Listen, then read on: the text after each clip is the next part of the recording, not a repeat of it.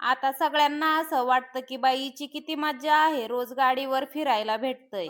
असं काही नाही बरं का. एकदा महिनाभर गाडी चालवून बघा, गाडीचं सगळं भूत अंगातून उतरून जाईल. फौजी साहेब जर घरी असले ना, तर आपण गाडीला हात सुद्धा लावत नाही. एवढं तर सकलोय बाबा आपण गाडीनं. गाडीवर जर फिरून आलं ना, तर घरात काम करायला सुद्धा मन लागत नाही. असं वाटतं, की डायरेक्ट झोपून घ्यावं. मान पाठ एक होऊन जाती या फिरून फिरून. आता ते कसं आहे ना, लांबून डोंगर साजरे दिसताय, जवळ आलं की समजतंय किती त्रास होतो ते. इकडं आज खुशीची होती अपॉइंटमेंट, मग तिला घेऊन आलेली होते संगमनेरला. तेथे तिची ट्रीटमेंट वगैरे घेतली आणि निघालो बाबा एकदाच तिथून. आता पोरगी तर एवढी निबार आहे ना, अजिबात कशाला घाबरत नाही बर का. आपण तर आणखी पण डॉक्टर क जायला घाबरत असतोय. आता इकडं संगमनेर मध्ये काय विषय होता ते आपल्याला माहित नाही बर का, पण पूर्ण संगमनेर अशा पद्धतीने सजवलेलं होतं. बस स्टँड जवळ पण महाराजांची प्रतिमा उभारलेली होती आणि त्याला डेकोरेशनचं काम चालू होतं. असलं छान दिसत होतं ना सगळं. आता ऑलरेडी आपल्याला उशीर झालेला होता बर का आणि क्रिसचा पण यायचा टायमिंग झालेला होता. मग निघाले बाबा तेथून. आता टाकी पण आपली रिकामी झालेली होती बर का. मग पहिलं पेट्रोल पंपावर गेले आणि तेथे टाकी फुल करून घेतली. क्रिस तर गावामध्ये येऊन पण बसलेला होता. मग त्याला घेतलं आणि आले बाबा डायरेक्ट घरी.